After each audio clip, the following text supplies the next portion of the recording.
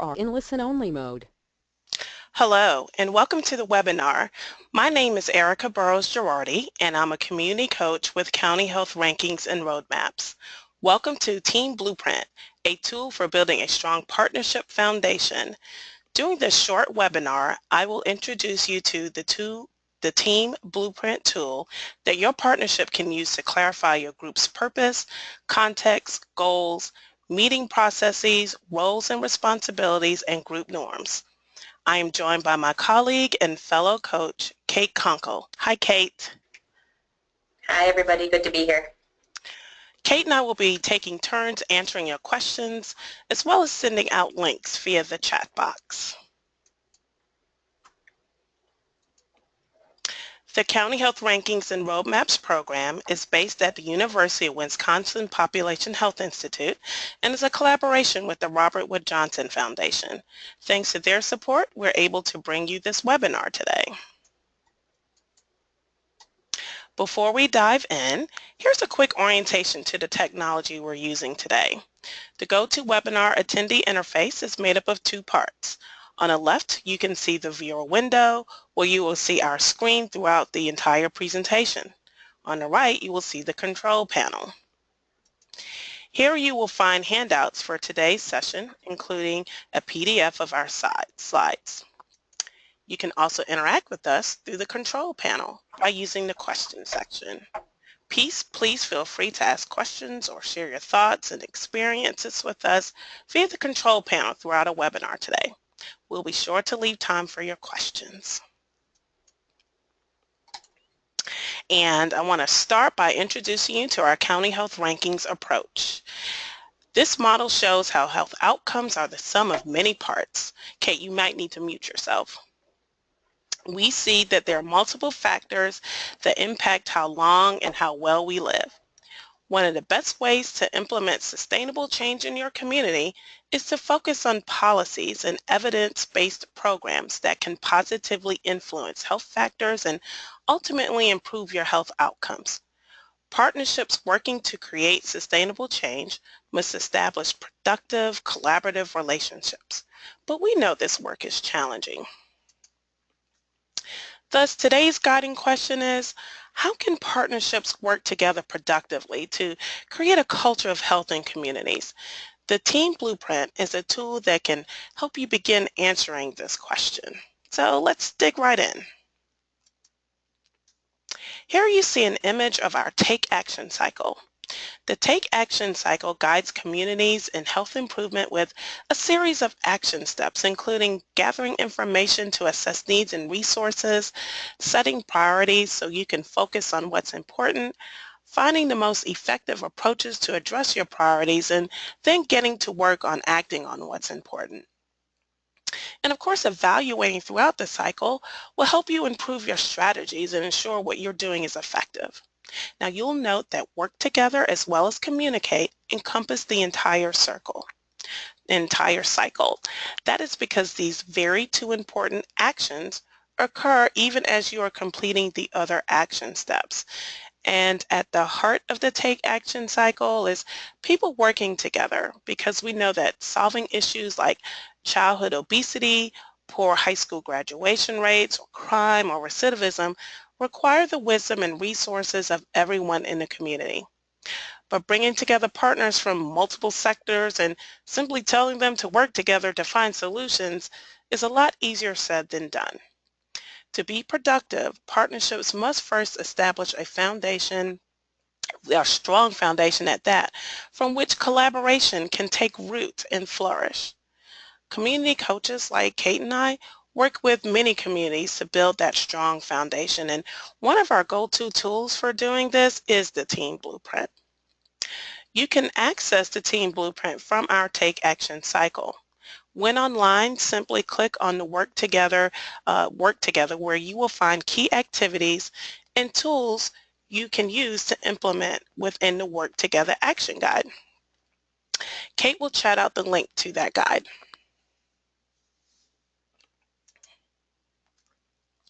Within the Work Together action guide, you will find these key activities: As you can see, they are centered around creating and reinforcing healthy partnership practices.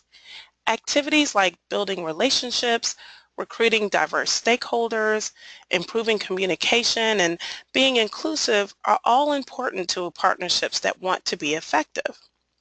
We even have a guidance on working together to address health inequities. All of the key activities include suggested tools that can help you implement that activity. Now, earlier I mentioned that expecting partners from different sectors who have different missions, goals, and organizational practices to work together smoothly is challenging. We know this. Therefore, the Manage Boundaries key activity focuses on acknowledging those differences and developing healthy partnership practices so that organizations can define how they work together individually within an organization, but also as a member of a multi-sector partnership. The Team Blueprint is found within the Manage Boundaries Key Activity Guidance. So when online, you would simply click on Manage Boundaries, and from there, click on the Team Blueprint from the list of suggested tools. Now, the Team Blueprint was created by the Center for Creative Leadership. This tool is especially helpful for newer partnerships that are looking to establish a firm foundation but can enhance the work of any group.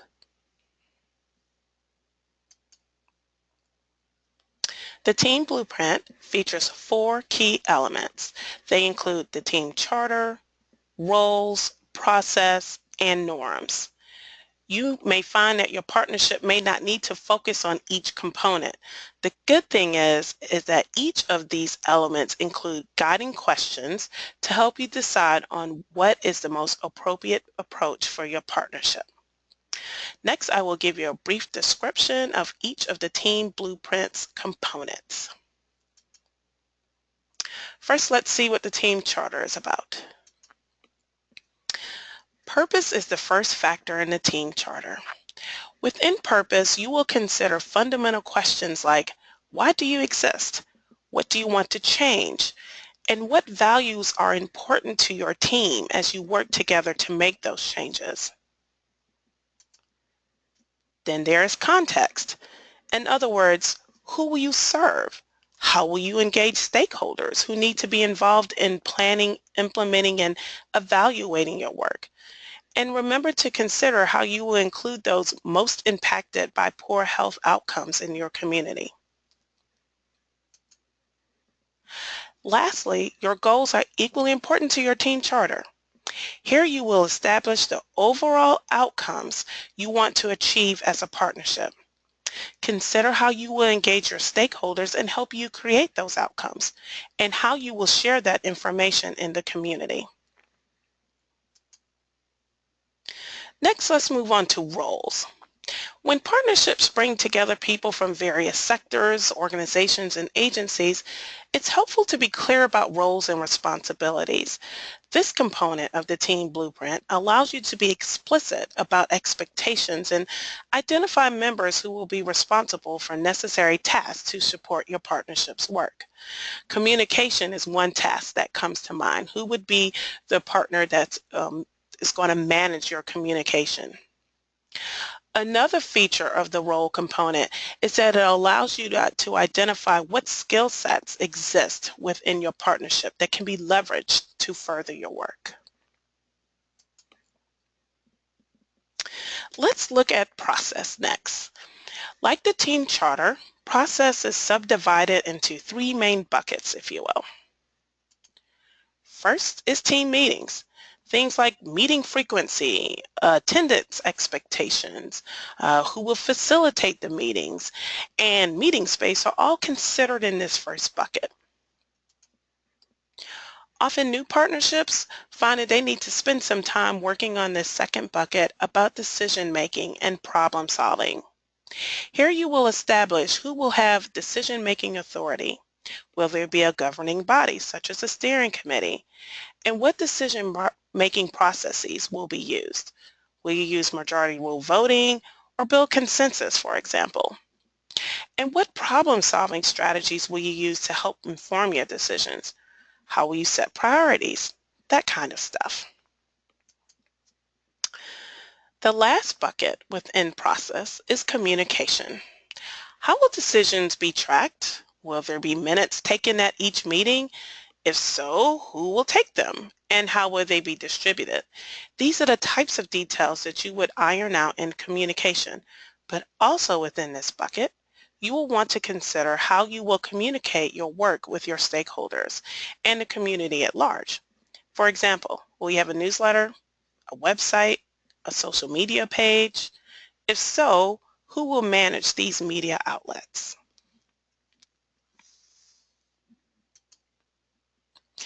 Lastly, you will need to establish team norms.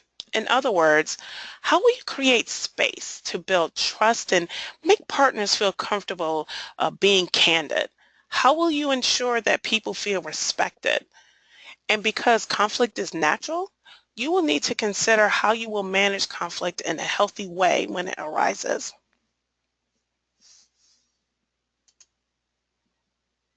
You may be wondering how communities have used the team blueprint to strengthen their partnership.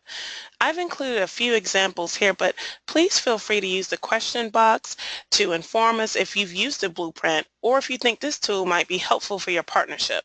Kate and I definitely want to hear from you. In Jefferson County, Alabama, members of a local partnership found that being explicit about the members' roles and responsibilities helped them uncover some assumptions they had been making about expectations. In Brunswick County, Virginia, one of the ways a local partnership is using the blueprint is in helping them decide how they will engage stakeholders in improving the community's health. Lastly, another partnership in Virginia, this time in Augusta County, is using elements of the blueprint to help them restructure their partnerships so that it is better poised for collective impact. I hope that you can find the team blueprint just as helpful for your partnership as these communities did. With that, let's see if we can answer some of your questions. Kate, what do we have? Yeah, thanks, Erica, for that great overview of, I think, one of our favorite tools that we have. So we do have a question about process, and do you have some suggestions for or how you have suggested teams use the blueprint? Full team versus part of the team? Do communities usually do this all at once or over several meetings? Do you have some thoughts on that? I can share what I have heard from communities that have used it. And so I have used the team blueprint right now with about 2 or 3 teams. And other coaches have used the blueprint as well. And for each of the teams that have used the blueprint, they did find that it takes a while to digest the 4 elements. So as I mentioned earlier, each one of these elements has guiding questions. And one partnership, what I did as their coach, I suggested that they look at the team blueprint over a series of 4 meetings and carve out some good digestible time to actually work on one of those elements at the meeting. Now, that was a particularly small partnership. So they actually did the team blueprint as a whole with their entire partnership, which was only about 20 people, and they did it over the course of 4 meetings. Another partnership that I was telling you about, I actually had it in this example, has over 200 members in their partnership, so only their steering committee worked on the team blueprint. Hopefully that helps. Yeah, I would agree. I think there's a lot of ways to get it accomplished, and I think it's going to be different for each community coalition based on what's going to work best for them, how much time they have, and I think your point, how big they are. I think some definitely do it in those small groups and take it back to the larger group to sort of react to and get sort of consensus on that this makes sense and looks like how we want to operate. So right. Thanks for that. We have one more question coming in right now about, we see this one a lot. So how do you get partners to actually do this work together and share resources and not work so much in competition with each other? You know, Kate, that's something that we're finding with a lot of partnerships now, because a lot of the funding and stuff that we have used, resources that we have used in the past to create health is limited now. So partners must find ways to work together. There is one partnership I know about that actually created a pledge, if you will.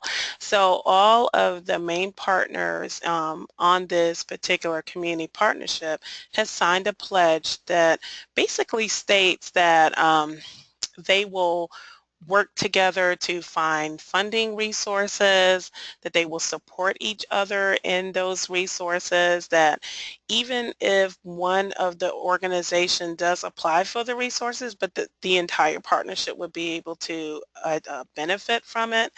And this is an agreement they have made because they realize that they really need to support each other and work together. So, and they wanted to have it in writing. Again, they didn't want to make any assumptions. So one of the ways to do that is to have those concrete memorandum of agreements, if you will, that it will, you know, spell out what each role of the partnership will be. I mean, which each member's role will be. All right, great. And one last question we have before we wrap up. Is it best to use this for like new partnerships, or if this is an existing one, if this person is part of an existing partnership, is this a tool that they can use sort of mid-course? So I have always suggested that this might be a better tool for newer partnerships, only because it seems to be a little bit easier, that some of those decisions are kind of made up front. However, that definitely can be used mid-course if you find that your partnership is really not meeting its original mission or vision, or maybe you never created a mission or a vision, or maybe you feel like you need to restructure for some reason. I don't think it's ever too late to look at elements of the team blueprint and see how it can be used to enhance your work. It may be a little bit more, it may take a little bit more time to work through, but it's definitely worth the effort. All right, thanks, Erica. And I would totally agree. I think this is for any coalition, that no matter where you are in the process, sometimes coalitions get really excited about the work they're jumping into, and they start doing that work without really putting this foundation in place first. So going back and doing that later is A-okay if it's going to make your work in the long run better. Exactly. So that's all we have for questions. So I'm going to turn it back to you to wrap things up. All right, thank you. And thank you for your questions. Those are very good questions. Please check out our upcoming and archived webinars on our website. And to learn more about our webinars and other resources, sign up for our newsletter. We invite you to consider, as you leave this webinar, who else do you need to share this information with? What is one idea for action that you're taking from this webinar?